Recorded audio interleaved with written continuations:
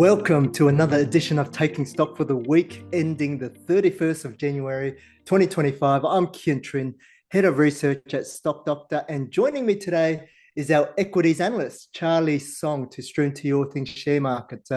Welcome, Charlie. How are you for the end of the month?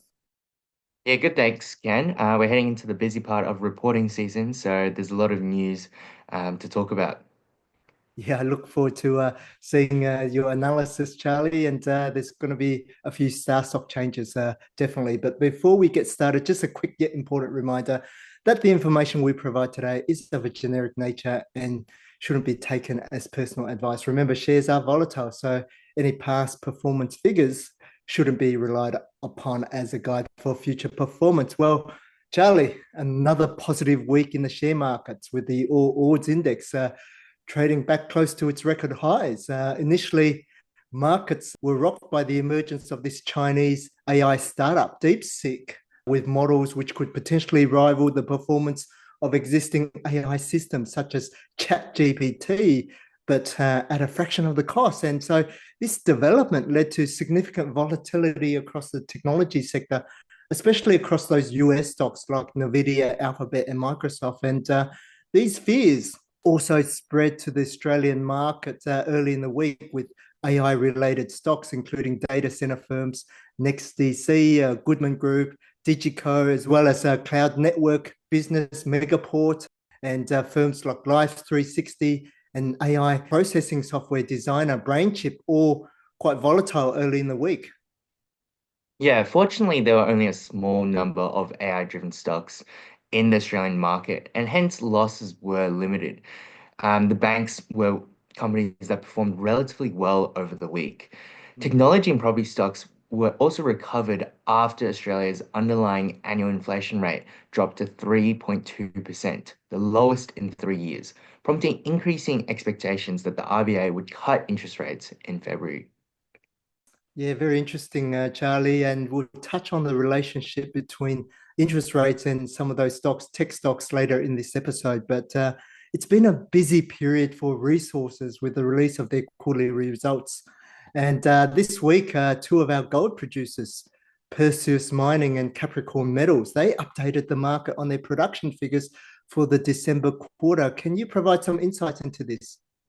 Yeah, Perseus Mining operates three mines in West Africa, and they have reported a 9% uplift in their production in the second quarter.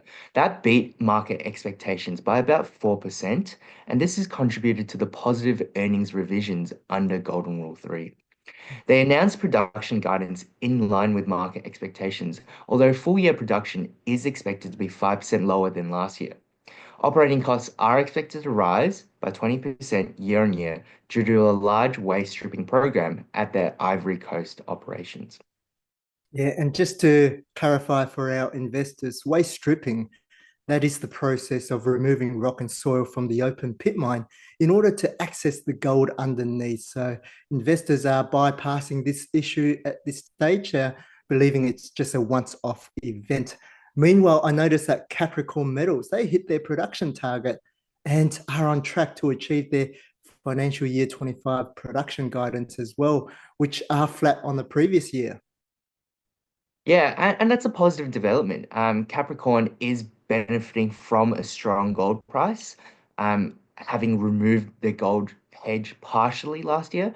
This has led to a pretty strong revenue and earnings growth outlook for this financial year. Yeah, the gold stocks are all doing quite well at the moment. But let's now move from resources to the retail space. Charlie, the sale of Premier Investments, PMV is the code, the sale of their apparel brands business to Myer, which includes Just Jeans, JJ's, Portman's, Dotty, and Jackie E, occurred early this week. And this means that Premier shareholders will become direct shareholders in Myer, with Solomon Lew, his Century Plaza Group, becoming Myer's largest shareholder at approximately about 27%. And the new Myer shares are expected to be distributed by the 7th of February 2025 to Premier shareholders. So what can investors expect from here? Yeah, so for Myer, acquiring these established brands should expand their retail footprint to over 780 stores across Australia and New Zealand. This should create a more diversified business that has stronger market power. Furthermore, there could be cost synergies for Myer due to greater purchasing power from its suppliers. Yeah, Myer, it's facing a few challenges in the retail space at the moment. But what about for Premier Investments? Well, Premier's going to focus on its remaining brands, and those were the ones that made the most money, Peter Alexander and Smiggle, as Mhm. well as its investment in Breville Group. The company has long stated they would like to grow the presence of Peter Alexander and Smiggle overseas, and doing so should help to alleviate limited market capacity in Australia.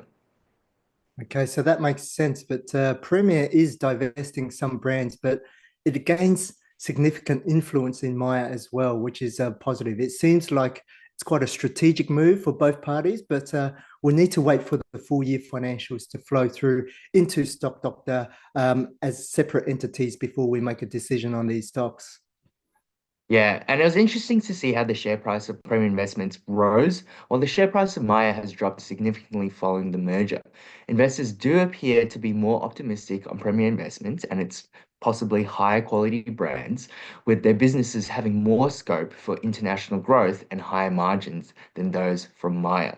And that's a necessary buffer to overcome a challenging retail landscape. Yeah, and definitely Myer is facing challenging conditions at the moment. And perhaps the market is also anticipating that premier investors may sell down their holdings in Myer in a week's time as well. But looking ahead in the corporate calendar with the reporting season kicking off, I noticed also ResMed reported their quarterlies numbers today, their fourth quarter numbers, and it looks like it's ahead of expectations. So read the commentary if you haven't done so with that. Next week, we also have BWP Trust and REA Group. So those are the stocks to watch out for. In Under the Microscope this week, we drill into a retail landscape, especially with a few disappointing announcements coming from Myer, Premier Investments, and now also emerging from our star growth and star income stocks, footwear retailer Accent Group, the code's AX1 here. The company acknowledged that like-for-like sales had slowed at the end of the first half 25 trading period. And as the covering analyst, Charlie, what are your thoughts on the most recent update? Yeah, so Accent Group's like-for-like sales grew at only 1.8% in the final weeks of December. That's a significant slowdown from the half-year period, where overall, their similar sales were actually up 2.9%. The management team noted that, as anticipated, gross margins had come under pressure due to increased promotional intensity.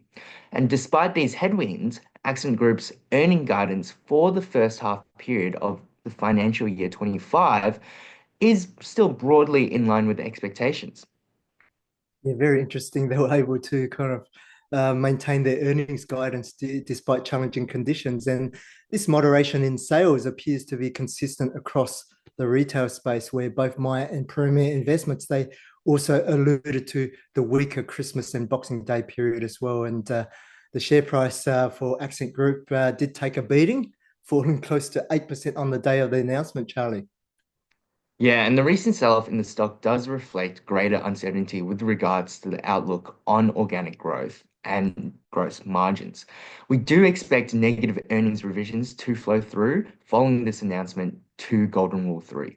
I also noticed, Charlie, that the share price reaction has certainly made the dividend yield look more attractive. And I did see that management is currently in discussions with its new major shareholder, London listed Frasers Group, with the potential to bring their Sports Direct stores into Australia. If you can recall, remember retail specialist Brett Blundy, he sold his 14.7% stake in the business to Frasers in August last year. So for income investors, how will all this impact their dividend payments? Well, due to the nature of the retailing business, there is always a bit of a risk to dividend payments. And this is implied with the slight drop in the annualized dividend for this financial year. Having said that, there is currently no cause for concern that the company would reduce its future dividend payouts to shareholders.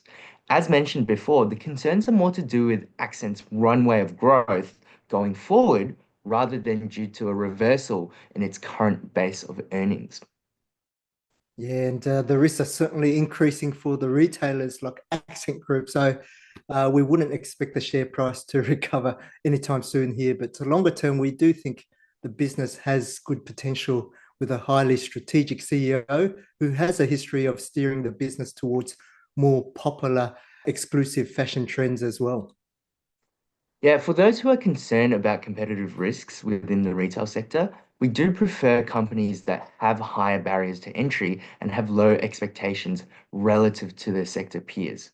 Such companies that exhibit these characteristics right now include Super Retail and Universal Group.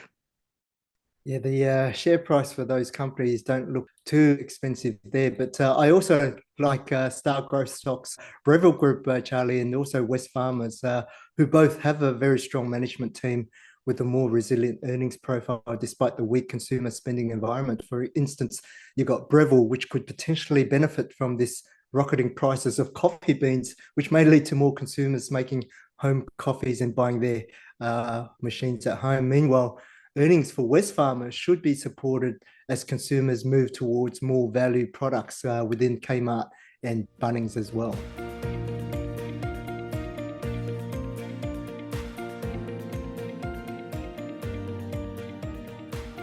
Earlier in this episode, we spoke about the potential for the RBA to cut interest rates in February.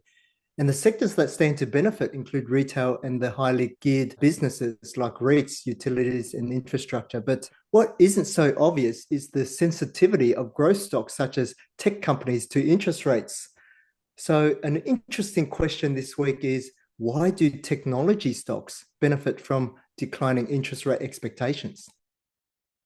Well, tech and high growth companies are often valued based on their future earnings growth, and investors use a discounted cash flow model to determine the present value of future earnings.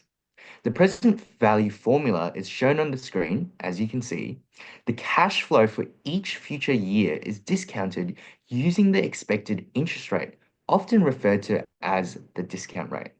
So in theory, lower interest rate expectations increase the present value of the business, which leads to higher stock prices. Yeah, that's quite technical, Charlie, but hopefully that all makes sense. But another dynamic that's currently at play is also, I noticed, is the currency as well. You've got lower interest rate expectations in Australia that's relative to the US, which seems to be holding up, and that's driven our dollar lower as well. And with many Australian tech stocks having a large earnings footprint overseas, this makes their earnings worth more when translated to Australian dollars. Yeah, and let's not forget the cost of capital. Many tech companies rely on debt financing or venture capital to fund growth. So when interest rates fall, the cost of debt repayments also declines, improving profit margins. Yeah, thanks, Charlie. And hopefully that provides some insight into the sensitivity between those tech stocks' earnings with interest rates. And yeah, glad to see you again, Charlie, and look forward to your analysis over the next few weeks with reporting season. Yeah, thanks, Kien. And if you, as the Stock Doctor client, has any questions, feel free to come to our Lincoln Live session on Monday. Yeah, and with reporting season now here, it's going to be quite a busy time for our research team, but we'll endeavor to return any questions you have as soon as possible. And remember to make the most of Stock Doctor and its tools in managing your portfolio over the next month. Remember, keep track of those stocks and especially the ones that are financially unhealthy. You don't want to have them in your portfolio. For now, take care and have a happy, healthy, and prosperous week ahead.